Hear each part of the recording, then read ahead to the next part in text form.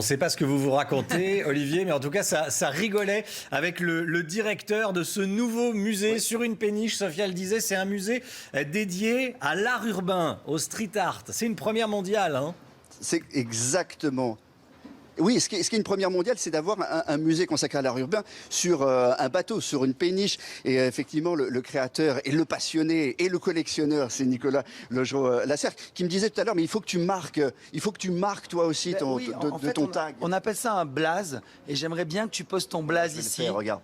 Alors, c'est quoi ton blaze? O, B, Donc, K. Olivier Benkemoun, Voilà. j'imagine. Voilà. Bravo, Alors, bien joué, pourquoi, tu as tagué le bateau. pourquoi un musée d'art urbain sur une péniche? D'abord, il manquait un endroit il manque des endroits pour l'art urbain à Paris.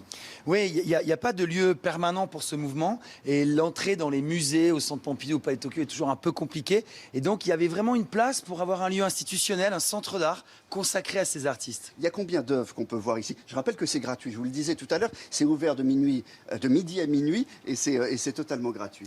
Ouais, l'accès est entièrement gratuit. Et là, on est dans la cale du lieu, vraiment dans la partie exposition. Et là, on a une artiste américaine fascinante. Elle s'appelle Soon.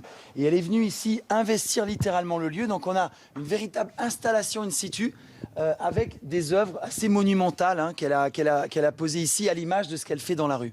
Tout à l'heure, on vous a montré des œuvres quand même qui ont fait le tour du monde, d'Invader, de Hobby, de JR, évidemment. Et Swoon, il faut dire un mot, c'est très politique ce qu'elle fait, mais comme JR aussi, parce que le street art, c'est politique. Oui, c'est une artiste qui a beaucoup voyagé. Ici, on montre ses 20 ans de parcours. Et elle a rencontré beaucoup de communautés dans le monde entier. Et elle rend hommage, en fait, à tous ces gens qu'elle a rencontrés. Il y a un très beau projet qu'elle a mené avec Banksy aussi. Et donc, elle est assez fascinante, effectivement. Donc là, on est dans la cale du bateau, évidemment, et ça, c'est une exposition qui va durer jusqu'au mois de septembre.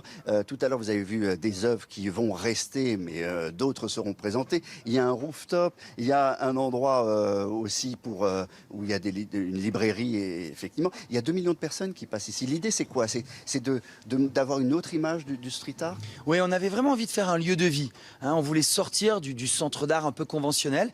Donc, on avait envie que les gens viennent ici se balader, voir une très belle expo, voir les grands noms de la scène urbaine et aussi viennent boire un verre, viennent chiller un peu sur le rooftop. Voilà, c'était ça l'idée.